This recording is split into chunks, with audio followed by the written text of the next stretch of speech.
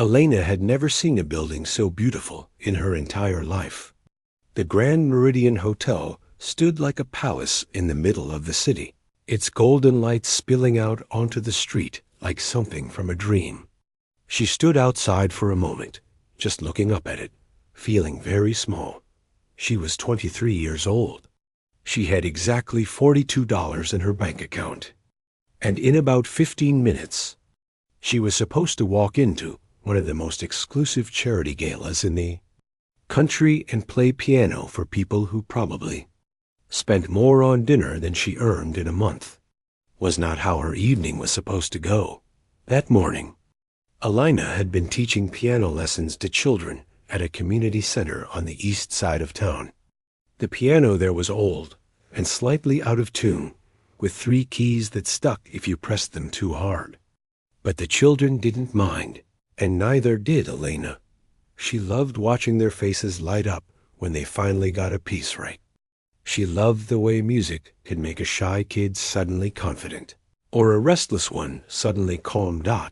She had been packing up her things when her phone rang. It was Professor Aldridge, her old teacher from the conservatory, the man who had believed in her talent when no one else did, the man who had written her recommendation letters and fought for her scholarship and cried real tears when she had to turn down Juilliard because life had other plans. His voice on the phone sounded weak. He was sick, he said. Some kind of flu that had knocked him flat. He was supposed to play at the Meridian Gala tonight, just background music during dinner, nothing fancy. But he couldn't even stand up without feeling dizzy. I know it's last minute, he said, coughing between words. But you're the only one I trust, Elena. You're better than half the pianists I know, even if you don't believe it yourself. Elena had tried to say no. She didn't have the right clothes. She didn't have experience with events like this. She would probably say, or do something wrong and embarrass everyone. But Professor Aldridge had a way of believing in her that made it hard to refuse. So here she was, standing outside the Grand Meridian Hotel in a black dress she had bought from a thrift store 2 years ago, trying to convince herself that she belonged here. She didn't belong here. She knew that. But she was going to walk in anyway. The service entrance was around the back, down a narrow alley that smelled like garbage and expensive perfume in equal measure. A security guard checked her name against a list, looked her up and down with obvious doubt, and finally waved her through. Inside, the hotel was even more stunning than she had imagined. The walls were covered in silk wallpaper. The floors were polished marble that reflected the light from crystal chandeliers hanging overhead. Everywhere she looked, there were flowers, real flowers, arranged in massive displays that probably cost more than her rent. Elena followed the signs toward the ballroom, clutching her small leather bag like a lifeline. The bag had belonged to her mother.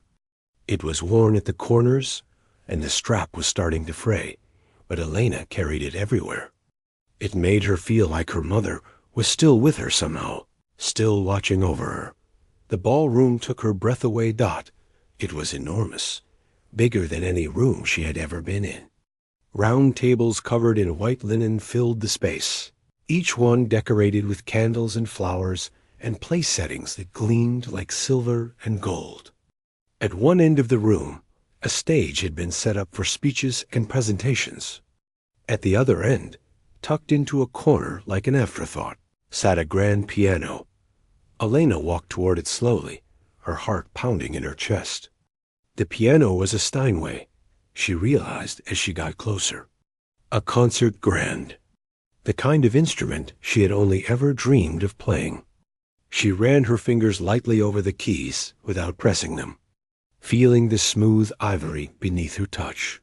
You must be the replacement. Elena turned to find a woman in a sharp gray suit standing behind her, clipboard in hand.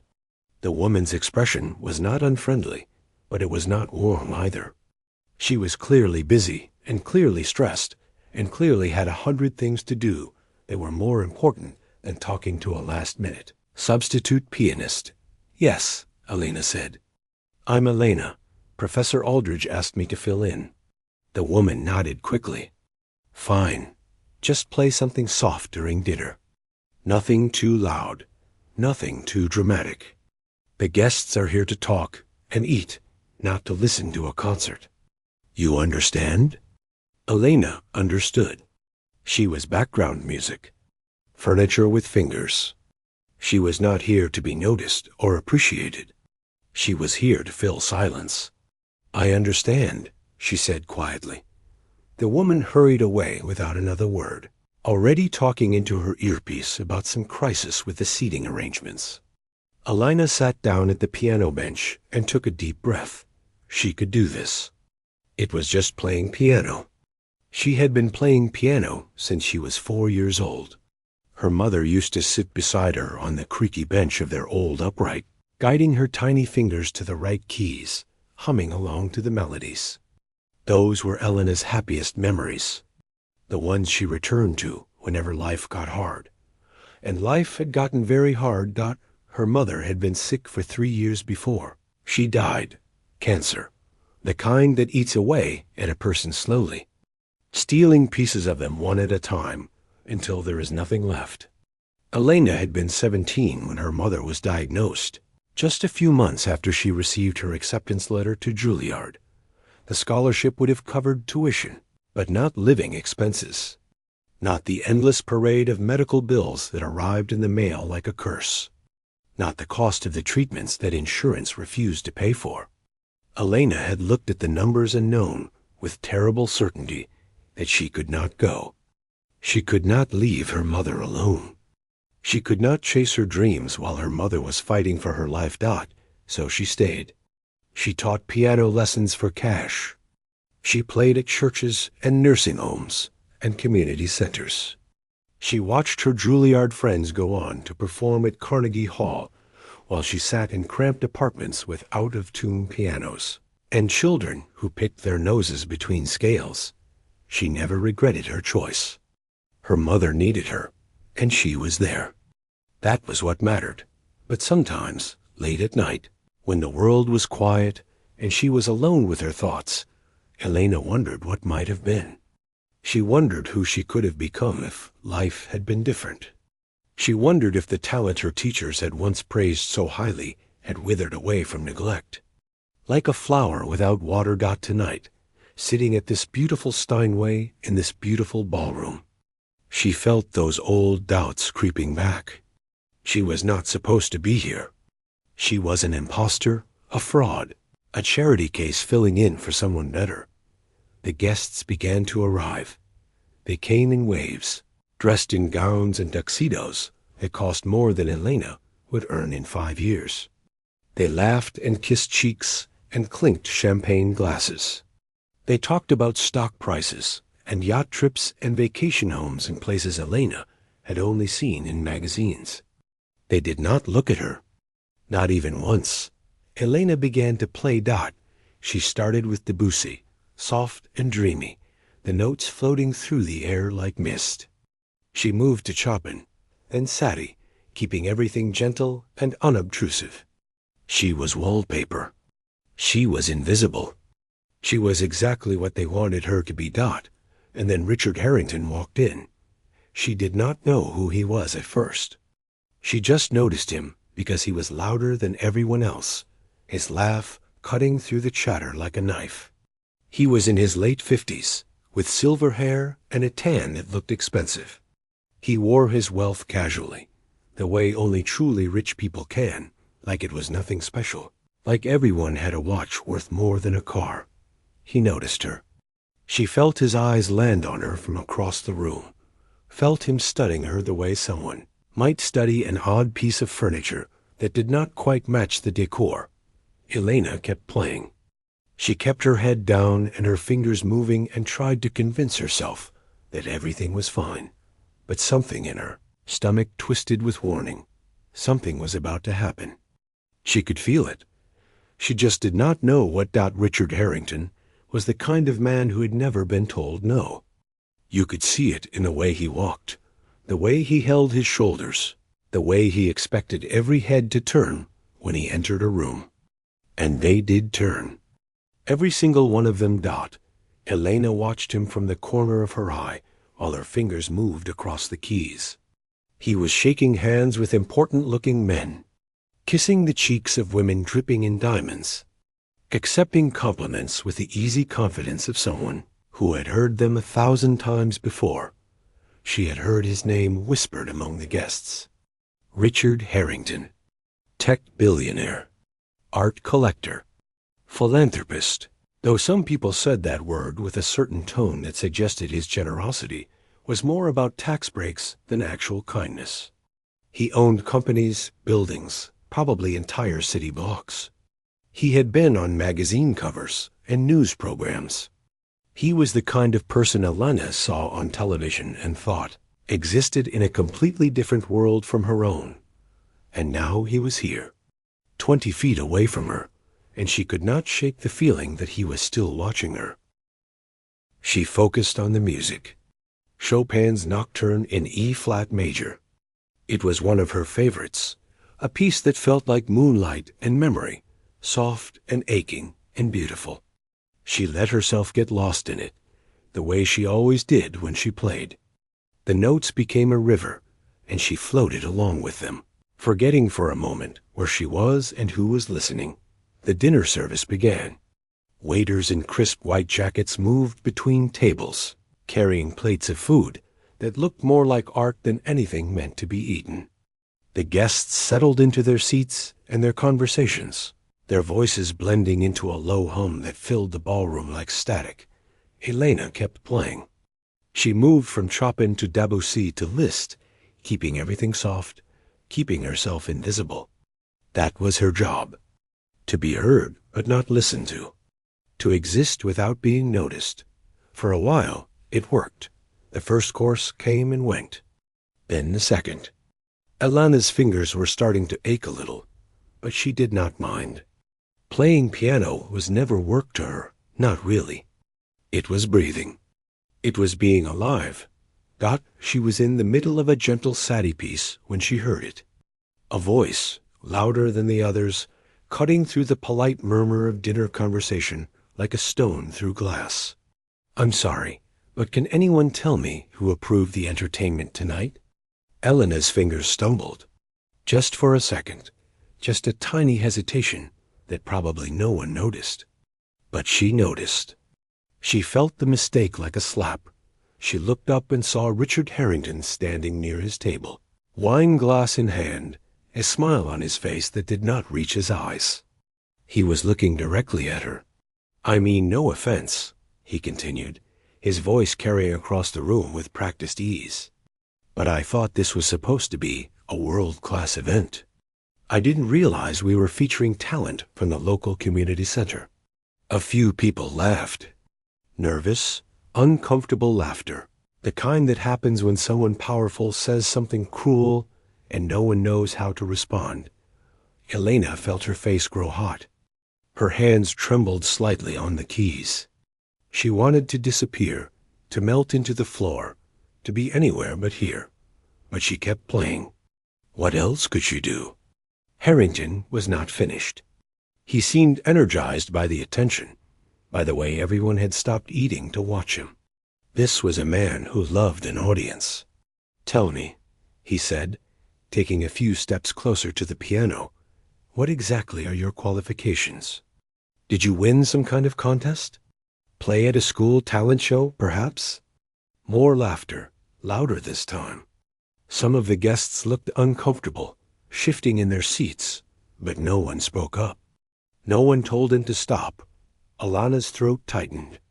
She thought about her mother, about all those years of lessons and practice and sacrifice.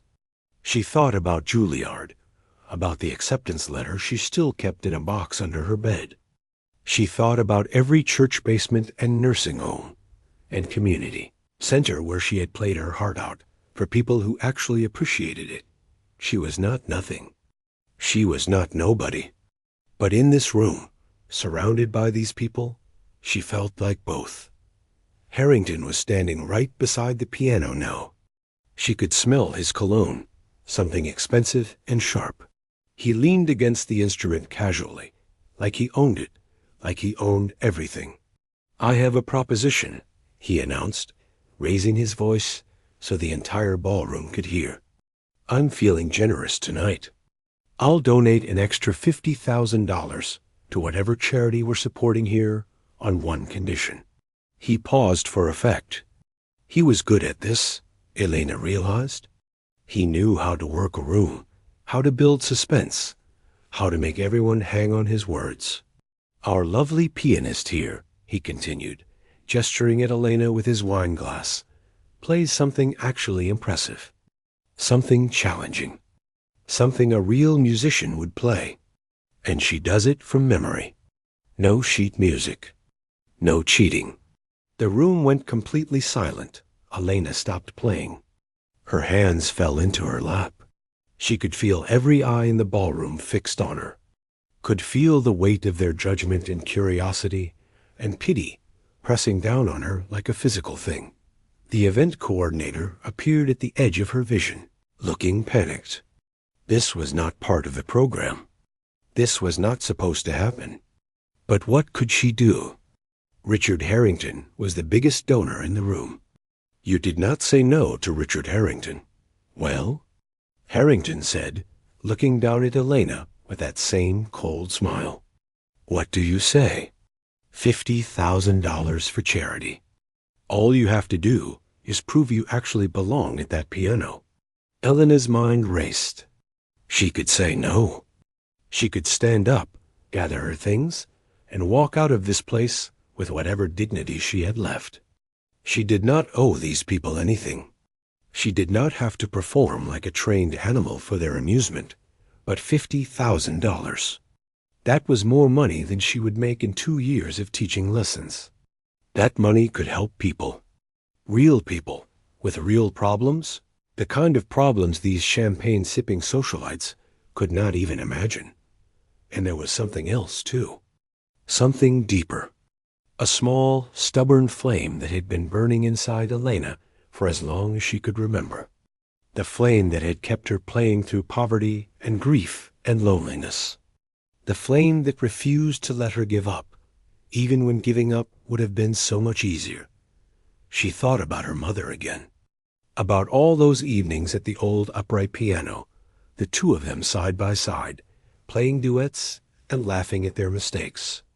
Her mother had always believed in her, had always told her that her talent was a gift, something precious, something that could not be taken away, no matter what life threw at her. Music isn't about proving anything, Mia, her mother used to say. It's about truth. You play your truth, and the right people will hear it. Elena looked up at Richard Harrington. She looked at his expensive suit and his expensive watch and his expensive smile. She looked at all the guests watching her, waiting to see what she would do. Most of them probably expecting her to crumble. She was not going to crumble. She was not going to run. She was going to show them exactly who she was. Okay, she said quietly. Her voice was steady, steadier than she felt. I'll do it. Harrington's eyebrows rose slightly. He had not expected that. He had expected her to stammer and apologize and slink away in shame. That was how this was supposed to go. That was how it always went when he decided to have his fun. Wonderful, he said, recovering quickly. This should be entertaining. He stepped back from the piano, making a show of giving her space. The guests leaned forward in their seats. The room was so quiet, Elena could hear her own heartbeat pounding in her ears. She placed her hands on the keys. They were trembling. She willed them to stop. She closed her eyes and took a deep breath, and in that moment, she was not in a ballroom anymore. She was not surrounded by strangers who looked down on her. She was back home, sitting beside her mother. The two of them lost in the music together. She knew exactly what she was going to play. She opened her eyes, and she began. The first note rang out like a bell in the silence. Elena had chosen. Liszt. Franz Liszt's La Campanella. One of the most difficult pieces ever written for piano. It was a piece that had broken the spirits of concert pianists. A piece that required fingers to move faster than thought. A piece that most people practiced for years before they dared perform it in public. Elena had not touched this piece in over a year. She had no sheet music in front of her. She had nothing but her memory and her hands and the stubborn fire burning in her chest. The opening was deceptively gentle.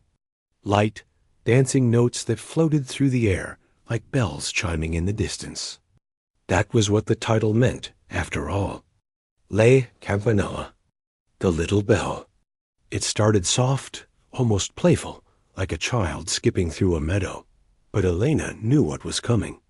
The piece would build. It would grow. It would demand everything she had, and then demand more. She let her fingers find their rhythm. She let her mind go quiet. She stopped thinking about Richard Harrington and his cruel smile. She stopped thinking about all the eyes watching her, judging her, waiting for her to fail. She stopped thinking about anything at all. She just played. The notes came faster now. Her right hand danced up the keyboard in impossible leaps, jumping octaves like a bird taking flight. Her left hand kept the rhythm steady underneath, a heartbeat holding everything together. The music swelled and sparkled and soared. In the audience, something was shifting. Elena could feel it, even with her eyes half closed, even with her attention focused entirely on the keys beneath her fingers. The energy in the room was changing. The polite skepticism was giving way to something else. Something like surprise. Something like wonder. She thought about her mother. She thought about all those nights when she was a little girl, sitting at their old upright piano with its chipped keys and its slightly flat middle C. Her mother would sit beside her, close enough that their shoulders touched, and they would play together for hours. Simple songs at first, nursery rhymes and folk tunes and made-up melodies that made them both laugh. But as Elena grew older, as her talent became obvious, the songs grew more complex. Her mother would sit and listen while Elena tackled Beethoven and Mozart and Bach, her small fingers stretching to reach chords that should have been impossible for a child her age. "You have a gift," her mother would say, her eyes shining with pride.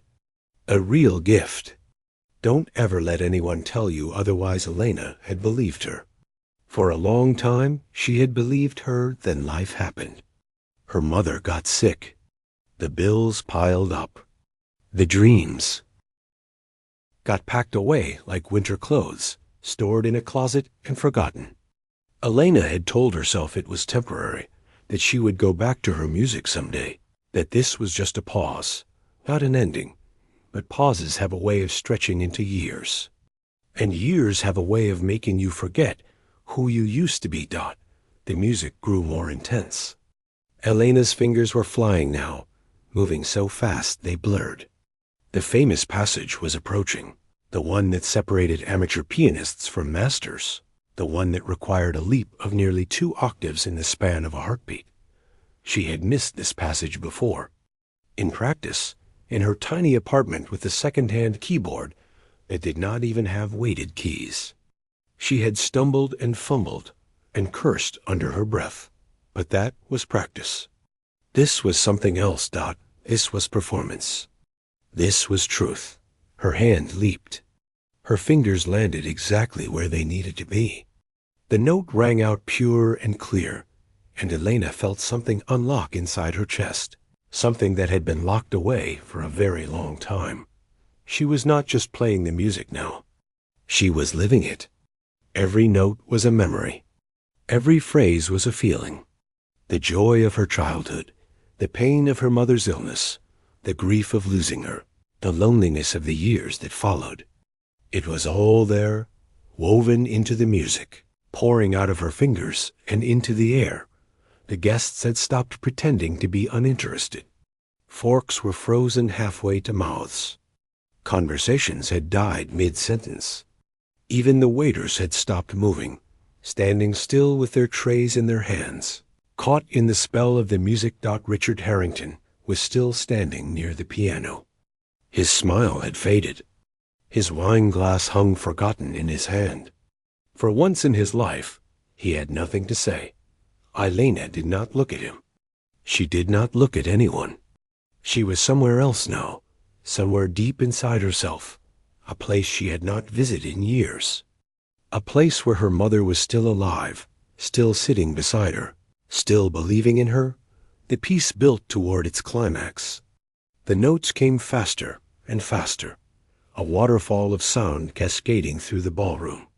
Elena's hands were aching. Her shoulders were tight. Sweat was forming on her forehead, but she did not stop. She could not stop.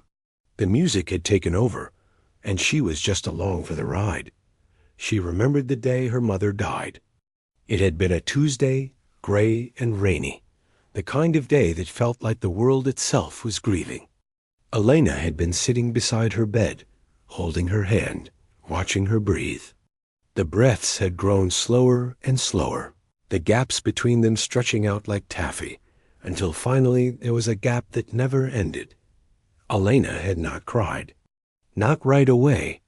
She had just sat there, holding her mother's hand, feeling the warmth slowly fade from her skin. She had thought about all the things she never got to say, all the thank yous and I love yous, and I'm sorries that had piled up over the years. She had thought about Juilliard, about the life she might have had, about whether her mother had been disappointed that Elena had given it all up for her. But she knew the answer to that. Her mother had never been disappointed. Her mother had only ever been proud. Proud of her talent?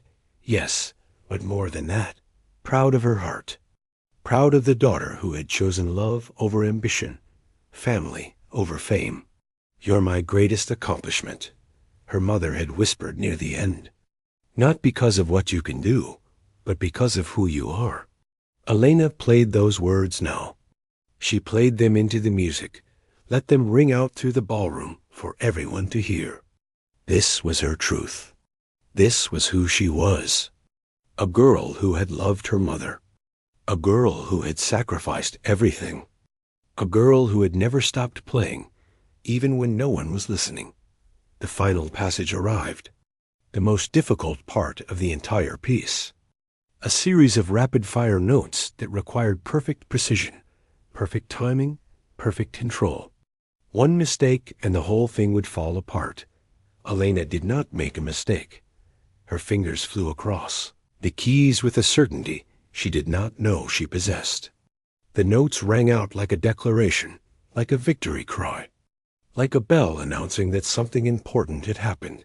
And then, suddenly, it was over. The last note hung in the air, shimmering, fading slowly into silence. Elena's hands hovered above the keys, trembling. Her breath came in ragged gasps.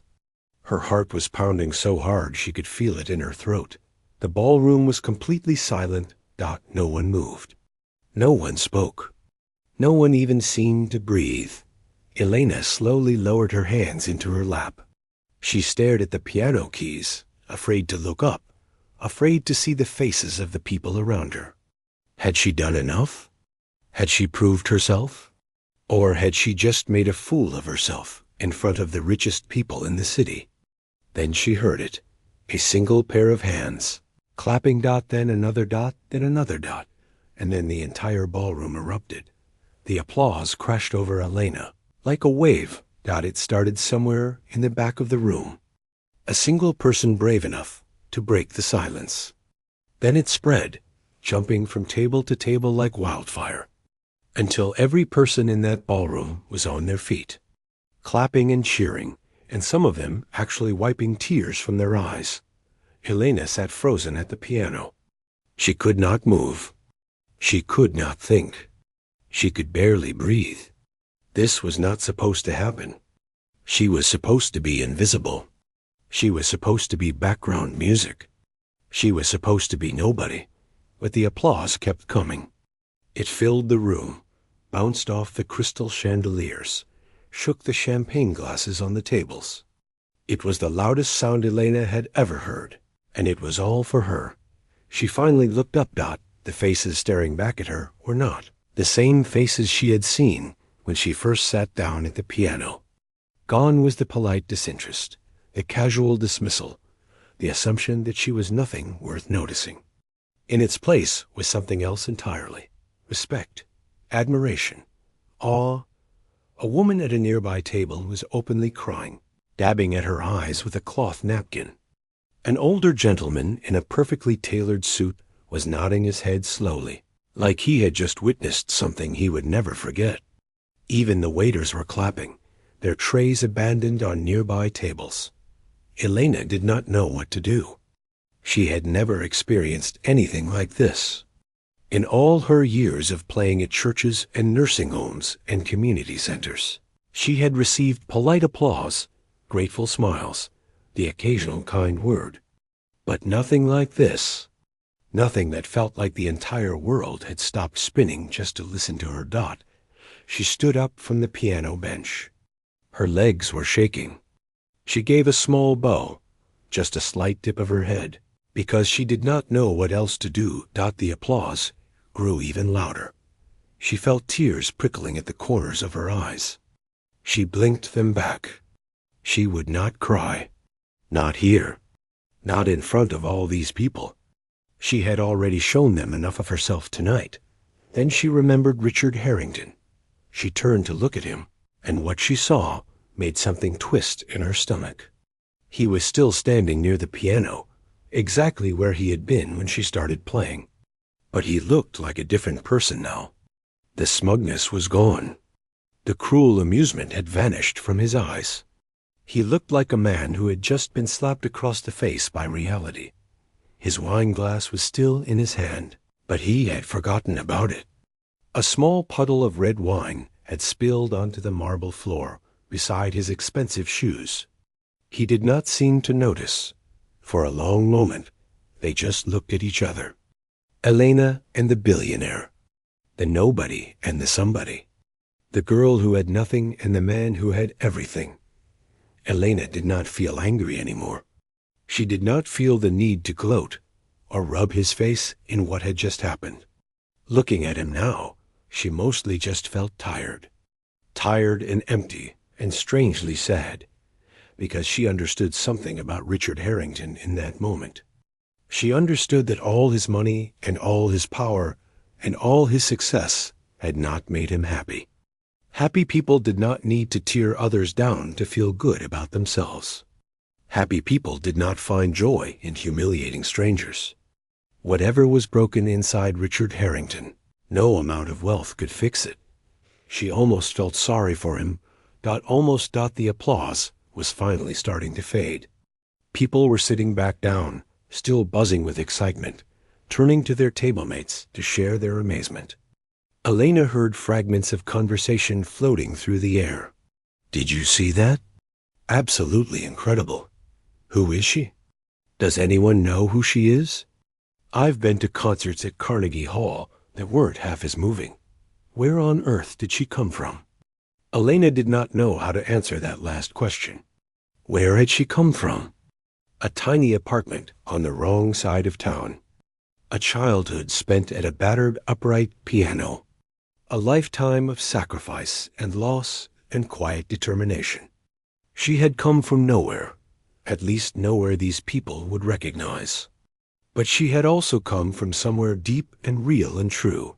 The event coordinator appeared at her side, looking flustered and amazed in equal measure. That was, I don't even have words, she said. I'm so sorry about what happened earlier.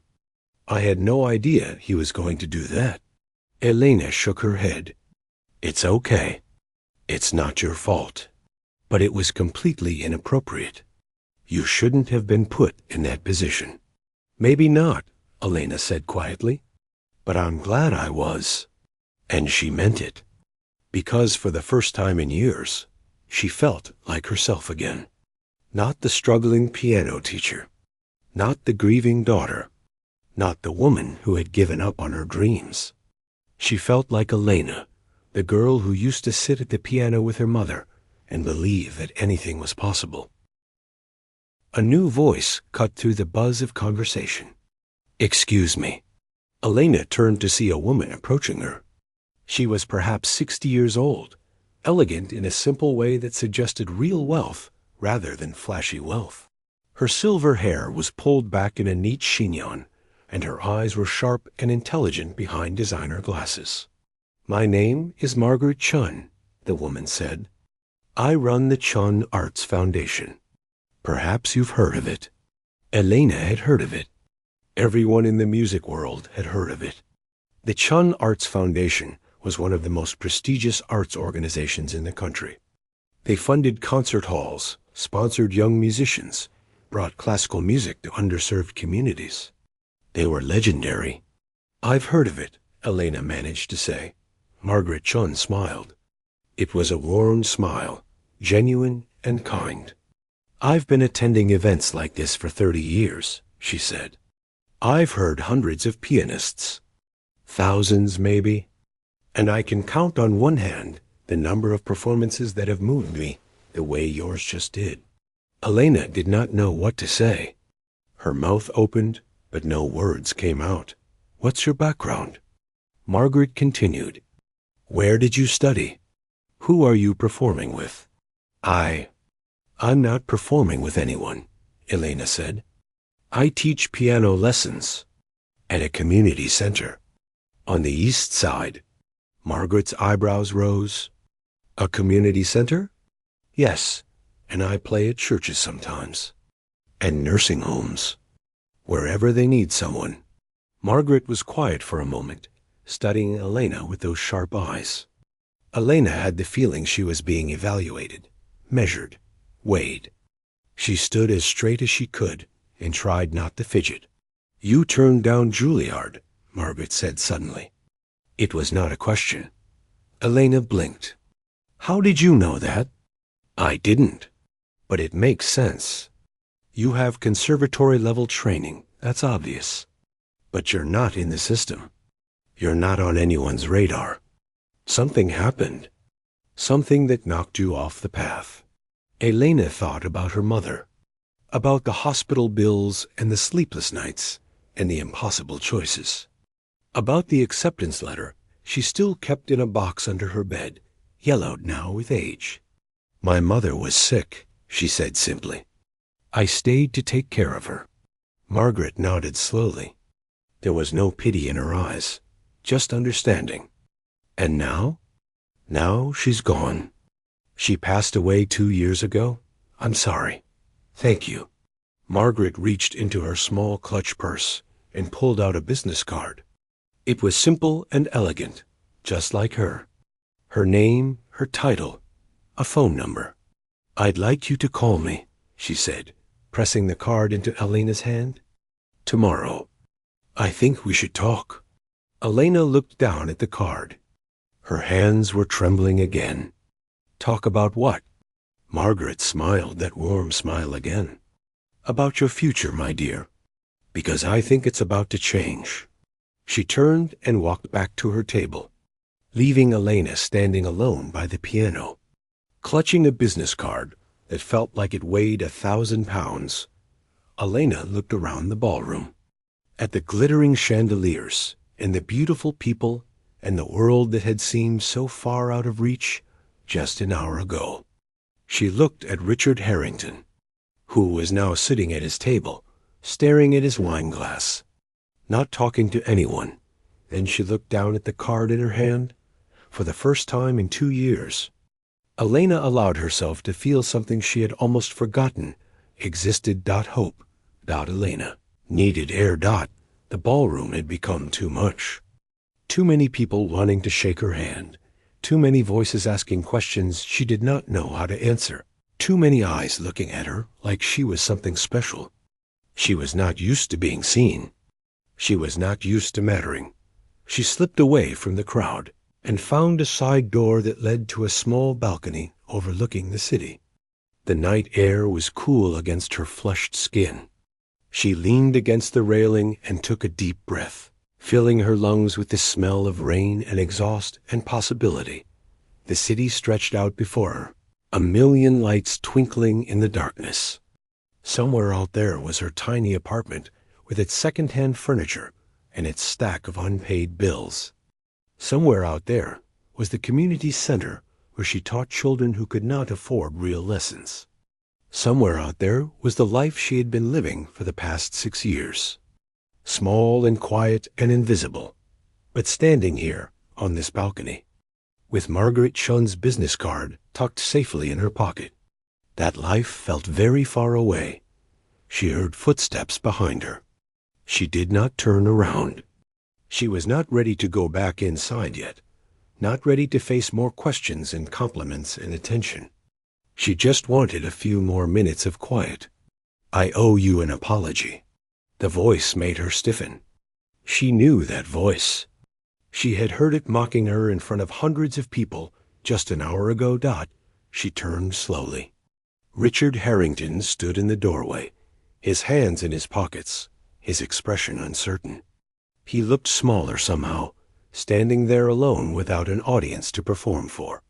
He looked almost human. "May I join you?" he asked. Elena wanted to say no. She wanted to tell him to go away, to leave her alone, to take his apology and his money and his arrogance and disappear. But something in his face stopped her, something that looked almost like shame. "It's a free balcony," she said. He walked over and stood beside her at the railing, keeping a respectful distance between them. For a long moment, neither of them spoke. They just looked out at the city together, two strangers who had nothing in common except the strange night they had shared. "I was cruel to you," he said finally. "What I did in there was inexcusable. I humiliated you in front of everyone for no reason other than my own amusement. I'm sorry." Elena did not respond right away. She was trying to figure out if he meant it. Rich people apologized all the time, she imagined. It was easy to say sorry when you never faced real consequences for anything. "Why did you do it?" she asked. He let out a long breath. "Honestly? I don't know. I saw you sitting there, looking so out of place, and something in me wanted to, I don't know, prove something. Show everyone that I could spot a fraud, that I belonged here and you didn't. I'm not a fraud. No, you're not. You're the most talented pianist I've ever heard in my life, and I've heard a lot of them. I collect art, you know. I've spent millions on paintings and sculptures because I thought I understood beauty. But what you did in there tonight," he shook his head. "I didn't know music could sound like that." Elena turned to look at him. His eyes were fixed on the horizon, and in the dim light from the ballroom behind them, she could see something glistening on his cheeks. Tears. Richard Harrington, billionaire, was crying. "My mother played piano," he said quietly. "Did I mention that? She taught lessons out of our living room when I was a kid. We didn't have much money back then. Before the company took off. Before everything changed." He paused. "She died when I was 19. Heart attack. Very sudden. I never got to say goodbye." Elena felt something shift inside her chest. "I'm sorry. When you were playing tonight, I heard her. I know that sounds crazy, but something in the way you played, something in the emotion. It reminded me of sitting in our living room, listening to her practice while I did my homework. I hadn't thought about that in years. Decades, maybe." He wiped his eyes with the back of his hand, a gesture that seemed oddly vulnerable for a man who probably owned half the buildings they could see from this balcony. "That doesn't excuse what I did," he continued. "Nothing excuses it. I was a bully. A rich, entitled bully who wanted to feel powerful by making someone else feel small. And instead, you made me feel something I haven't felt in a very long time." "What's that?" He finally looked at her. "Ashamed. Genuinely ashamed of who I've become." Elena did not know what to say. She had spent the last hour hating this man, and now he was standing here, crying and apologizing and talking about his dead mother. Life was strange that way. People were complicated, even rich people. Even bullies. I'm going to make the donation, he said. Not 50,000, 100,000. And I'm going to do it anonymously, so no one thinks I'm trying to buy my way out of this. I just want to do something good for once. Something that actually matters. That's generous of you. It's the least I can do. He reached into his jacket and pulled out a checkbook. An actual checkbook, like something from an old movie. He wrote something quickly and tore out the check, then held it out to Elena. She looked at it. The number written on it made her head spin. $50,000. Made out to her personally. I can't accept this, she said. Please. I want you to have it. Use it for your students, for yourself, for whatever you need. Consider it an investment in talent that deserves to be heard. Elena stared at the check. $50,000. She could pay off her debts.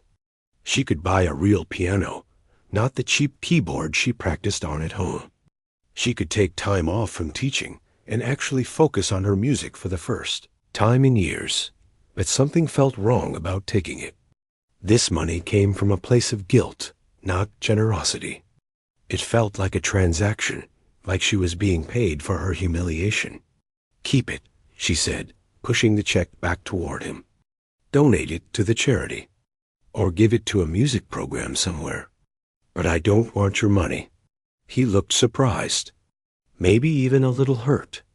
Why not? Because I didn't play tonight for money. I didn't play to prove anything to you or anyone else. I played because music is the only thing that has ever made sense to me. It's the only thing that kept me going when everything else fell apart. And I'm not going to let you turn that into something you can buy. Richard Harrington looked at her for a long moment. Then, slowly, he nodded. You're remarkable, he said. I hope you know that. I'm starting to remember. He tucked the check back into his jacket. I'll double the charity donation instead. And if you ever need anything, a concert venue, a recording contract, a recommendation, you have my card. Well, you would have my card if I'd given you one. He pulled out a business card and handed it to her. Now you do. Elena took it.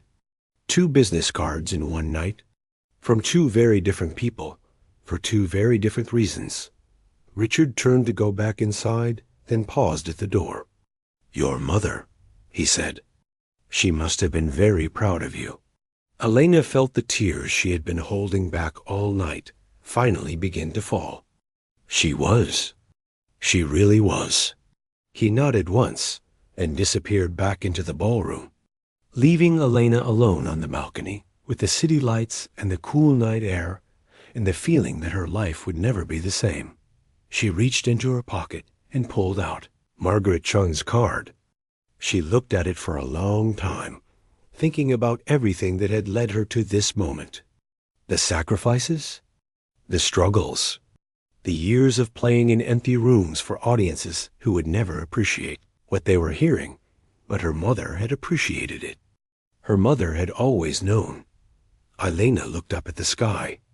The clouds had parted, and she could see a few stars peeking through the city glow. She smiled. I did it, Mama, she whispered. I played my truth, and the right people heard it. Somewhere in the distance, a church bell chimed. Midnight.